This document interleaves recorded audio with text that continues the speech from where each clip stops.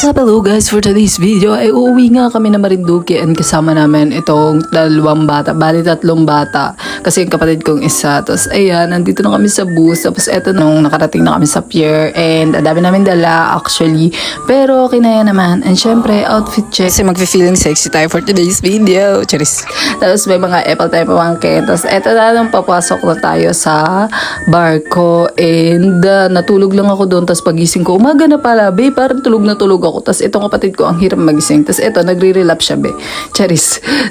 Meow, meow, meow. Tapos malalaman mong taga Marinduque ka kapag malayo pa lang sa tabi ay nandun na kayo sa gilid at nakapila na kayong lahat. Charis, na para bang excited na umuwi ang mga person. Maraming talagang umuwi ngayon kasi pasukan na, be. Hindi ko rin pa masabi kung malakas o mahina yung alon kasi tulog ako, be, buong biyahe kasi parang antok na antok ako. Ewan ko ba kung bakit. Ito pala yung sakayan, pauwi ng Buenavista and mga 1 to 2 hours din yung biyahe papunta doon. So, bale, ang aming biyahe overall ay umabot din ng 10 to 12 hours. Not sure, pero mga ganong oras. Tapos, ito talaga yung masarap umuwi, yung mga kamag-anak mo or pinsan mo ay sumasalubong na sa iyo. Kaso, ang nakakalungkot ay walang aming pasalubong kasi naiwan ba sa jeep.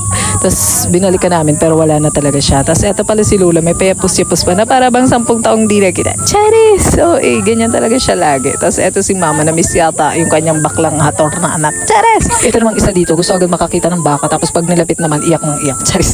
Tapos, yan, ito yung aming tubigan. Ito ang ating agenda for today's video. Puntahan si mama kasi nandun siya sa gitna ng tubigan. Pero actually, nag-almusal na muna kami niyan before kami pumunta dyan kasi nga wala pa kaming almusal and napakaaga namin dumating. Mga 7 ata, nandito na kami. Ito naman si Shiring, aking alagang aso. Malayo pa lamang ay kawag na ng kawag ng buntot niya. Tapos syempre, nagkuha na tayo ng mangga. Pero mga hinog naman nakuha namin so hindi ko din nakain. And kumain na kami ng mura na para bang hindi magsasakit ang tiyan for today's video. So yun lang, bye!